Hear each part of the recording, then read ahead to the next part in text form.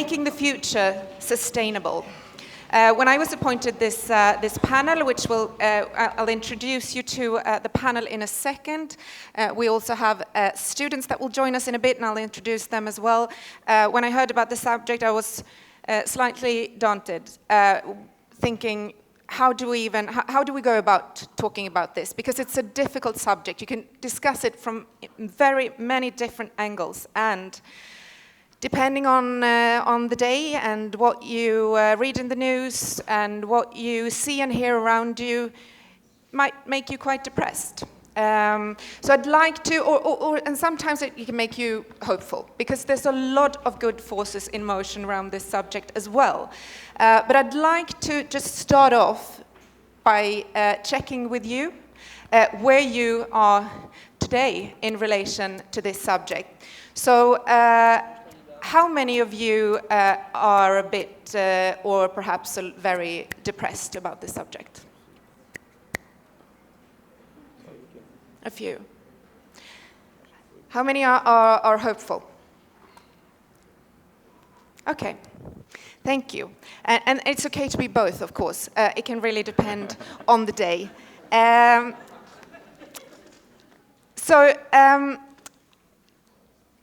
David MacMillan, I'll start with you. I'll start by just, you were awarded the Nobel Prize for, and forgive me for simplifying, for inventing a new kind of catalyst that actually made chemical research, and specifically in pharmaceutical research, more environmentally friendly. And this is really something, what you and all of your fellow chemist researchers are doing is really something that, that spurs hope into this discussion. I would really just like for you to understand, to explain in a simple way, what is the impact of these catalysts? How does it actually, how does it function? Yeah, thank you.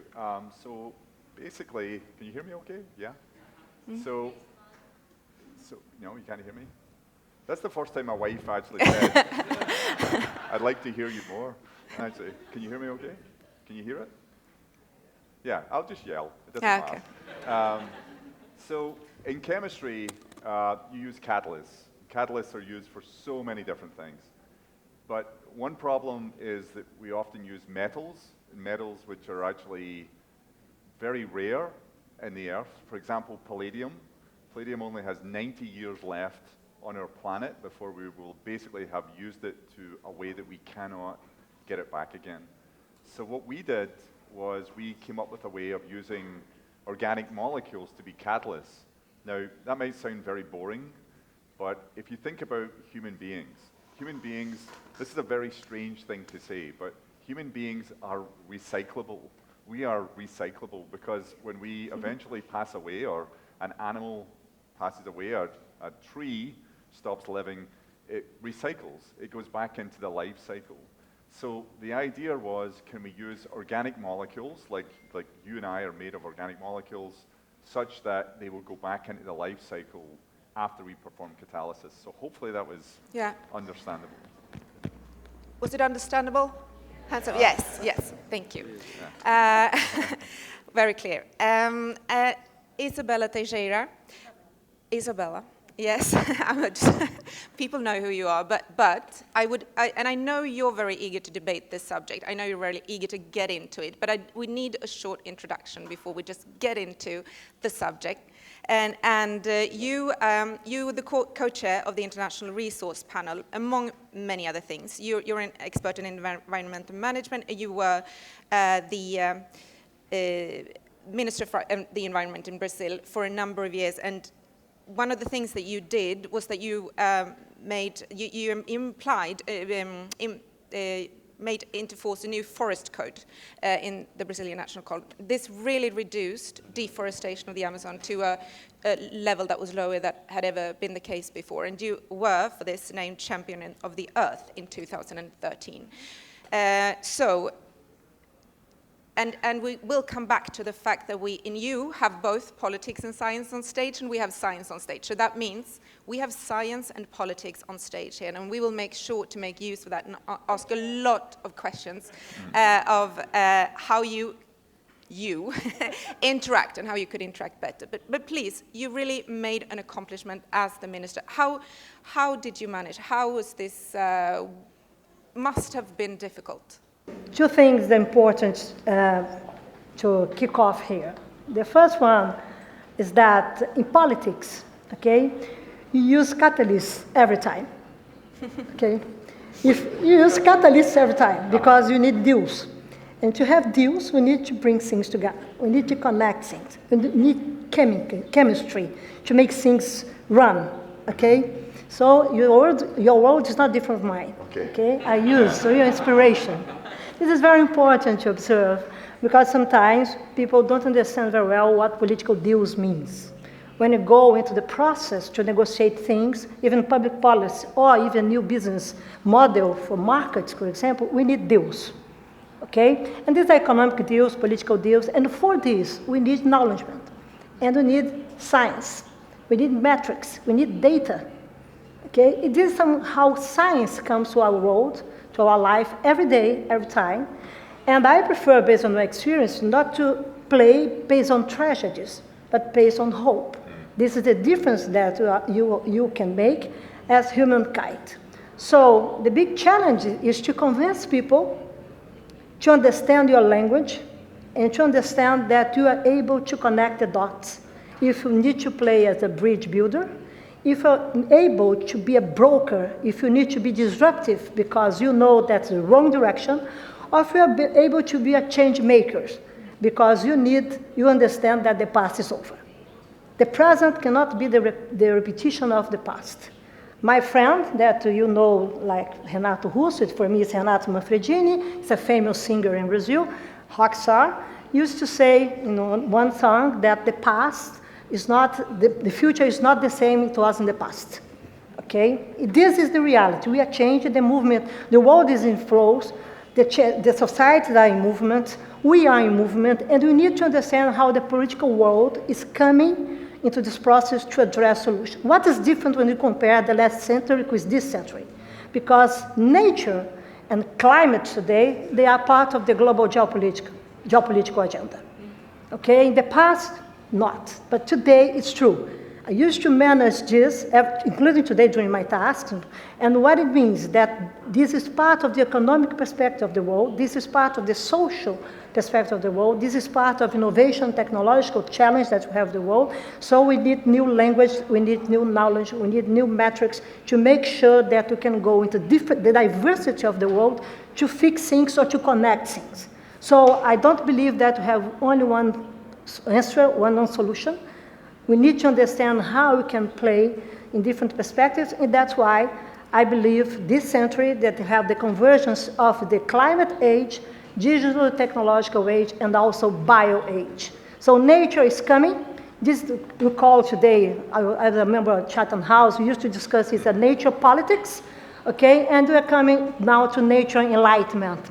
A new momentum of enlightenment for humankind. That's why it's so important to have science together, because science is not something that's in the lab, close to the world. Science today is a political player. We need to understand this role, and we need to understand how we need to change our decision-making process to embrace science and knowledge and make sense that we can run fast that we're doing today to tackle the big challenge that we have today at the global and planetary dimension. So, why not? Let's do it. That's why I'm so old, okay? I'm too young, you're so old. You need to change your minds. But that's one of the more hopeful things that I've heard lately, that science is really a political player today, and yet things aren't perhaps happening as quickly and as forcefully as we would like them to in the political world. So would you still say that there are obstacles, there are things standing in the way, and what are they mainly? What are the main obstacles for science to be effective as a political player? We like to be at the comfort zone. Yeah. It's like I have barriers, so I have barriers. I'm here. It's easier for me to have some NGOs together with me to fight against something that you're not able to jump into the the crisis and manage people. We need to learn with your realities. The political realities, they're so different around the world. Okay, even in Brazil, if you go to Amazon region, is a situation. If you're here in Rio de Janeiro, it's completely different, absolutely different. So when you go there, the Amazon region, that one, everyone here is discussing about stand-up forests, and I'm part of this team, but I'm not a tree huggers. I'd like to understand, for example, the role of stand-up forests in Brazil, not only for climate security, but for public health. And nobody's discussing this. Look, we need the diversity of lands if you want to manage these different barriers that we have. We need to convince people that we need to change.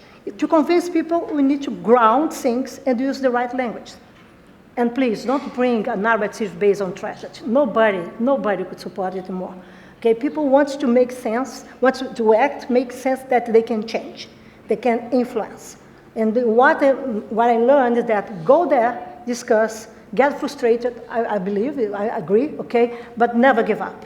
Never give up because you have an asset. Your knowledge is an asset. Your partners is an asset. They are an asset. So we need to come to convince people that we need to change. If people come into the room to discuss how would you like to change, why you have to change, you got it. You got it. Probably new barriers, okay? But you got it. And this is how, for example, I negotiate Paris Agreement. Yes. But yes, but that's an applause.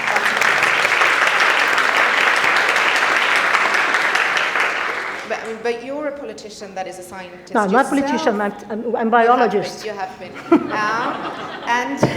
And when you were one that also listened to other scientists. But everyone, I would argue, is not. Can I ask you, David?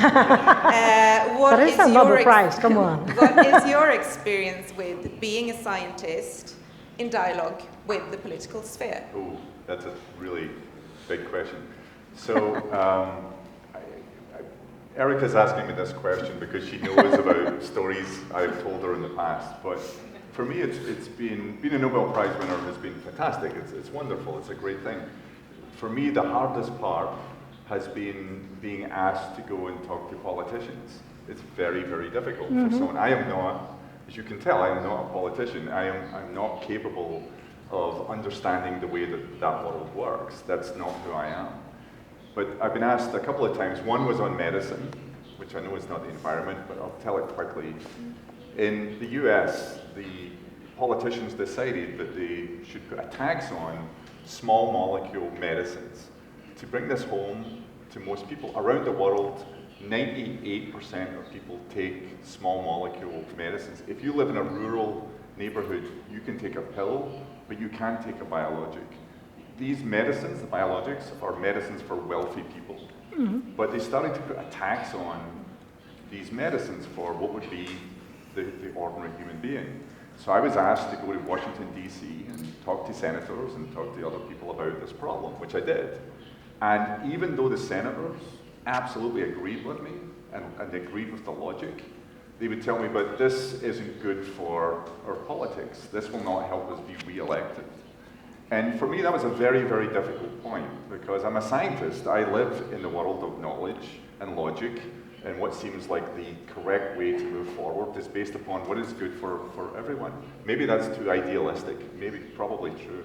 But the problem I've had, and I've had to deal with politicians in Scotland, in the UK, in America, is having a conversation with people who have other objectives in mind. So I've always found it particularly difficult. However, there are people who are very good at it, who know how to talk to politicians, who know how to make the case and understand what that world looks like.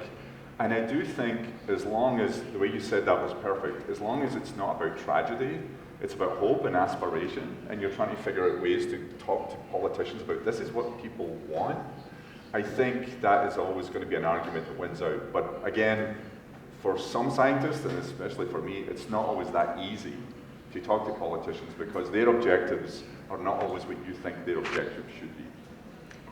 Does the political side has anything to say for itself?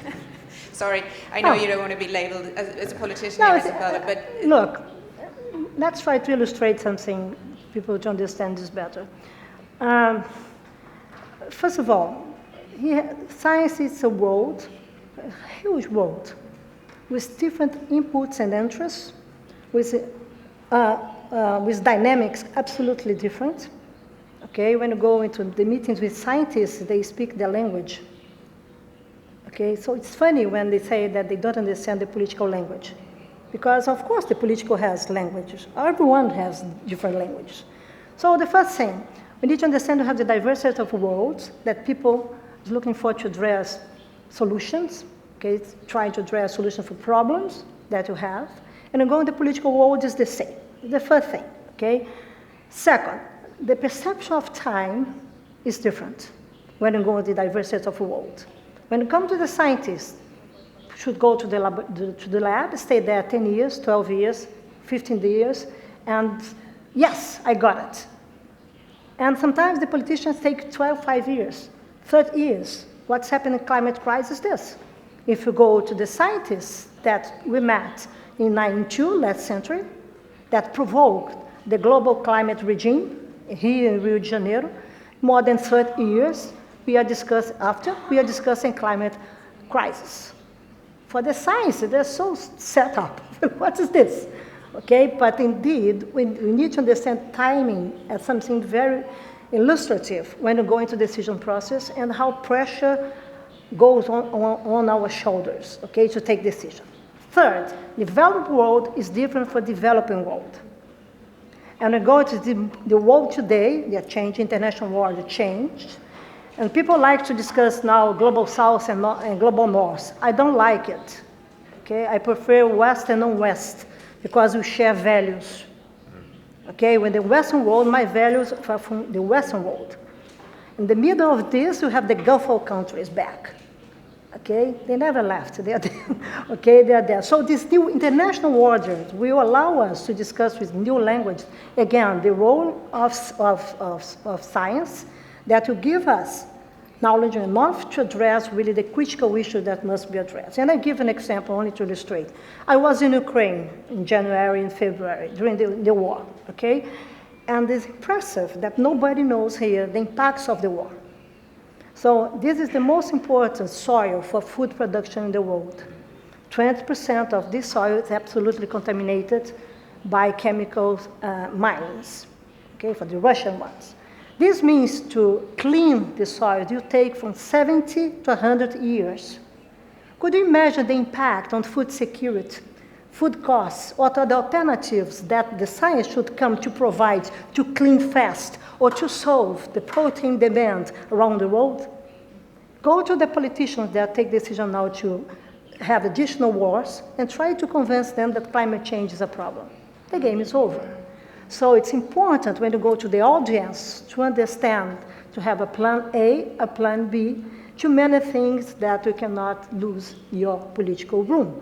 And this is how science is important today, because it became a political player, okay, but must decouple things to use to adequate languages, the scientific ones, in such a way that the politicians not only could understand, we improve the decision process, and also we'll be able to discuss the new generation. So we need to use TikTok to express our findings and scientific findings, okay? Try to explain a thesis here, give up. The guys need 5 minutes, no more this. So we need to use better languages to convince the politicians that we need to change 10 years ago.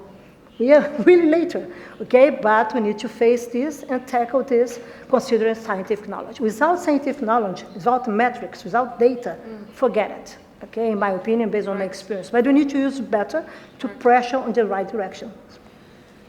Thank you. And I think it was, that is really interesting, and I think I'd like to stop yet a second at this instance of politics having its aims and science having its aims, and the fact that a politician would like to be re-elected. And that comes back, that puts the responsibility back on us voters. And I think to discuss this, I'm going to need some reinforcement here on stage.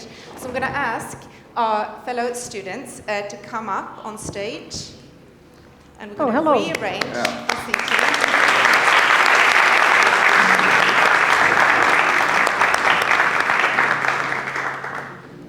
Please. 3, 4.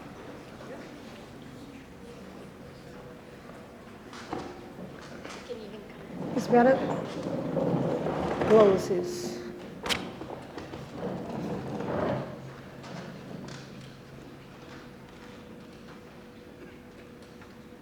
Okay. Oh, you can pass that around? Okay, great. Because I'm thinking, Good. I get frustrated with our politicians sometimes in all parts of the world, but then again, I realize that they're incited to do what they do is often to get re-elected, and that of course means that the voters, which is us, we're not really voting for the politicians who are prepared to do what's necessary. So I'd like to ask each one of you, where do you think, where does the change need to happen? If you were to point, if you believe that a change needs to happen, where does it have to happen? Where is its center? Can I start with you? Oh, I also would like to introduce you, of course. Juan Manuel Rey from Argentina, Sofía Escobar from Martinez from Honduras, and Bruna Maria Malagoli Rojas Santos from Brazil. Very welcome. A warm applause for our speakers.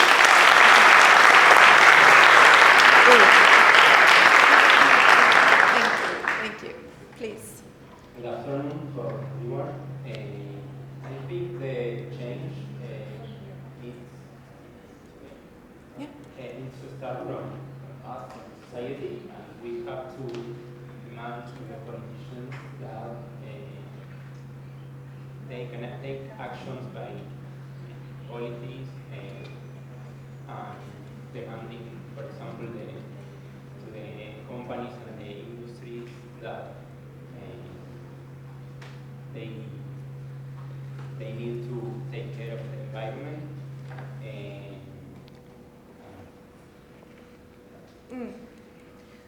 Sofía, Daniela, would you agree? Yes. Can you hear me? Yes. I'm very nervous, sorry. I would like to add that I think that we need a change in education, like from childhood, a change in culture. Because a lot of people, they don't want change because they don't understand what is wrong with what they are doing. They think that because we're doing the same thing for 100 years, we should be still doing the same thing for 100 years. And they just don't understand the problems that if we don't change, we will have. So I think that we should start by changing the education and the culture from a very young age so that they will want to change later. Very good point, thank you. Bruna, what's your point on this? I totally agree with Sofía, and I think that we need to change the basis of the education. So we need to start with children and young generation. And I think that we can't get a different future if we have no new ideas and creativity. So it's necessary to train professors, teachers, to be more inclusive and to involve all the children and new generation. Thank you. Oh yes, and David has a mic already. So yeah, David. So if the responsibility lies with us as a public, I'll see if you agree with that. But does that perhaps put the responsibility back to the scientific community again, because it really needs to communicate better to the public?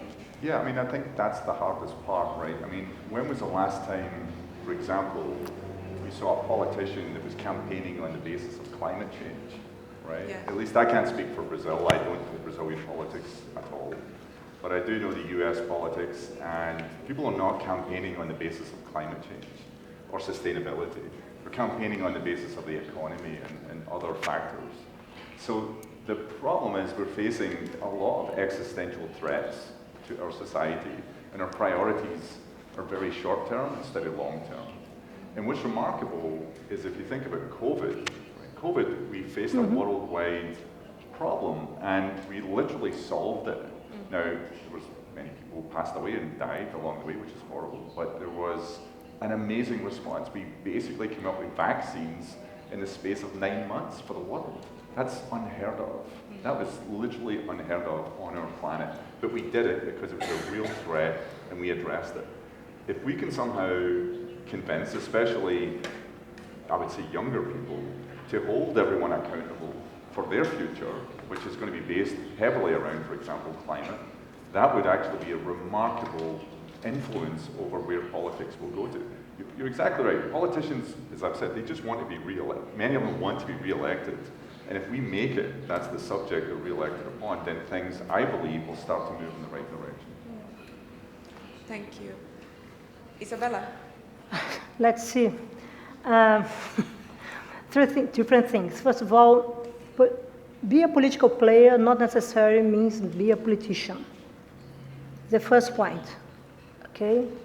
Please pay attention on this. If you're a business leader, for example, if a head of a really big, good company, you're a political player because we are able to go to influence process. So the first thing, please have a broad perspective about political issues and politics. Okay, of course, probably you have some scientists, political scientists in the room. I'm not sure if you have it here, but my first understanding is this, okay? Well, please don't go with a narrow approach, consider politicians that only the guys from the political parties, that is in the National Congress, etc., etc. Everyone here is a political player. My second point, means you live in a democracy. And this is the second point, okay? This is the second point, because you need to value this, okay? And if you have not good choice in the past in this country, or in other countries, it's because you have democracy.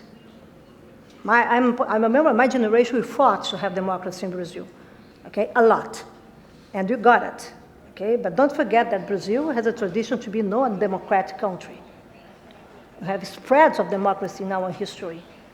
So we need to understand how democracy around the world, even in Sweden and in other countries, we have different wings that are coming, okay, to consider acknowledgement and political perspectives and economic development, and you have people support this.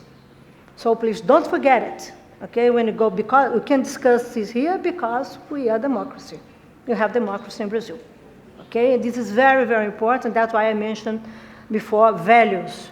When you go to non-Western world and have the diversity of players, diversity of societies, it's not only China. If you go to India, to go to Pakistan, if you go to Pakistan, you check what's happened 40 years ago when everything changed, considering the revolution of 1979, we start changing the world there. So third point, please, learn with history, okay? Don't put this apart because you're not able to analyze things if you not consider the context, what must be disruptive, what must be avoided, and how we go into the process to be transformative or not.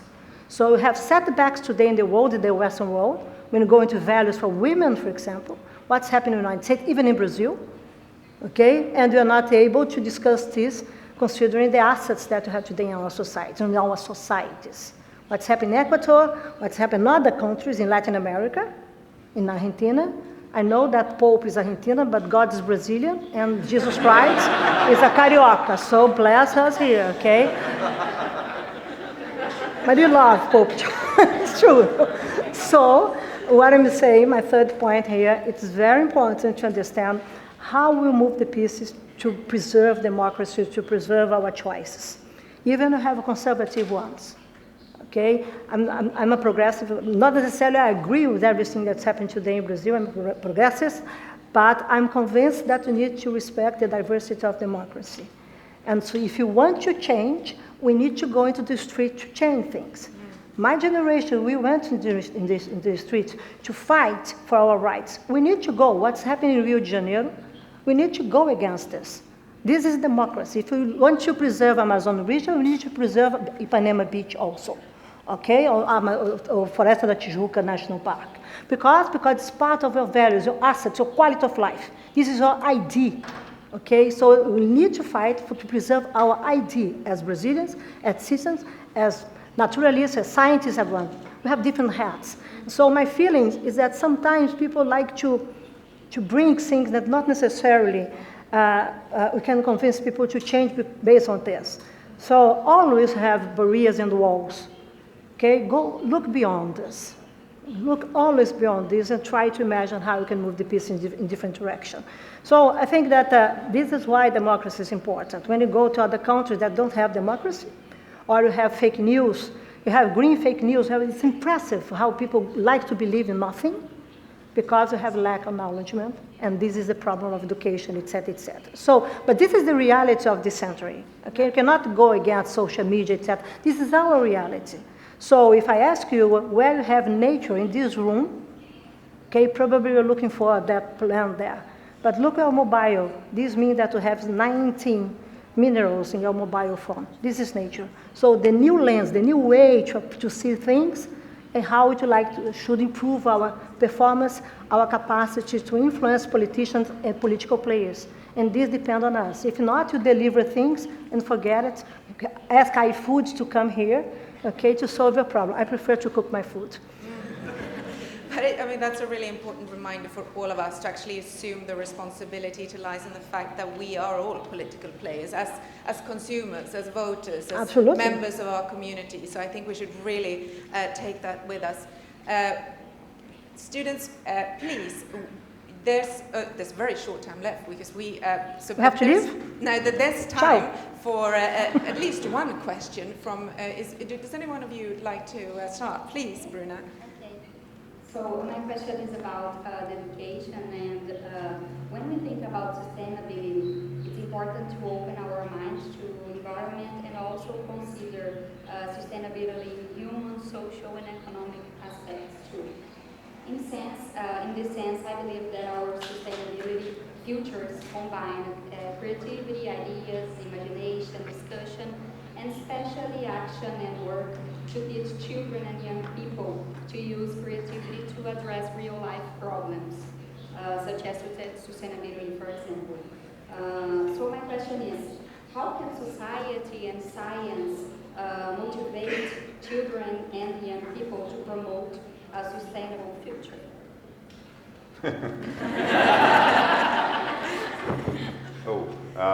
For children? I mean, for me, it's so straightforward to say this, but so hard to implement it. It's always education, right? I mean, it begins and ends with education. A child is a receptacle that just wants to be filled with knowledge. And the way that we teach our children is the way, I think I've been shut off. No, it's there. So the way that we teach our children is the way that we teach our society for the future, right? So again, if we care about this becomes about, basically education. How do we fulfill that education? How do we care? Which goes back again this morning to what we talked about, which is communication. And it's gone, yeah. Anyway, but I think you get my point. It's education. That's great. Please. Okay, for me, final addition to that, Izabella. For me, of course, education, everything, but I think that we need to understand future better than we understand today. Okay, this is, people used to say that the future, used to think that the future is a linear projection of the past. It was my generation. When we discussed climate change and biodiversity crisis in the 90s, means that something strange will happen at the end of this century. And this thing is happening today, so you used to think, okay, but 2100, don't worry about this, I'm not alive. Today, if you have a child will be alive by the end of the century. Okay? So first thing is to understand better what we're discussing. It's not a linear projection. It's not this. We have disruptive process. We keep having disruptive process because nature is coming different way. And this is my point. I agree that's education, but we need new lens to deal with nature, okay? Because it's one planet. If you go to Mars, it's good, no oxygen, hot, and you can meet Musk, no? I don't consider this a good idea, but if you want to go there, okay? But we have 3 different companies that you can take a flight to go to Mars if you want, so competitive. But what you need to stay here and to understand what our pressure, the dimension of our pressure, and how interconnected we are. So when you go into developing countries, for example, in Amazon region, the head of states recognize the Amazon basin head of states. Sorry, it's a ghost. It's not nobody that I know who is. The head of state recognized the planetary boundary of the forest when they signed an agreement considered tipping points. No other country around the world recognized this. And you have the pressure, the political pressure of the developed world, for example. So it's very important to use new lens to see okay? The dimension of the crisis that we have, not only the environmental, but it will come with environmental crisis, nature crisis, to have social inequalities. Probably you do this deeper. You have migration that will merge with pressure. You go with sustainable natural resource use. We provoke disruptive process on biodiverse laws and also scarcity for water stress, for example, and go to probably to raise more than 7% of the greenhouse emissions if you're not able to manage natural resource, something that is so touchable for us. You can manage this now. So the mindset, how you can go to use the lens to understand what's the real problems that we have this century, is not the past. So guys, it's not Brazil is back. Ask if the future is back to Brazil. This is the critical question that you need to be answered. And my last point for you, believe that you're able to do things better than we are doing today. Okay, that's why my generation, we have democracy because we believe this. Okay, of course, under pressure.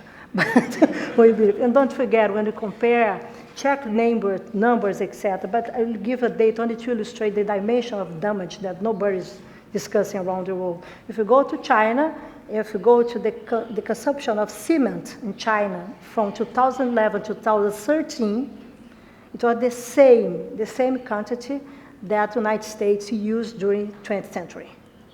Okay, so let's discuss sustainability. If you're not going to geopolitical and geoeconomic world, you cannot discuss this.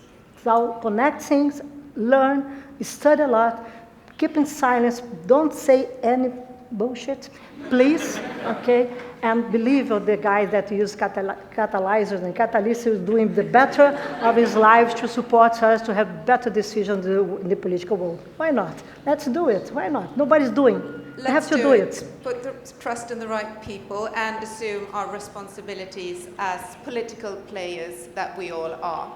That will have to be the conclusion of this very engaged talk that I really appreciate. But before I'll let you give our panel a round of applause, I need a concluding poll. So at this stage, how many of you are depressed? Look what we achieved. That was absolutely lovely.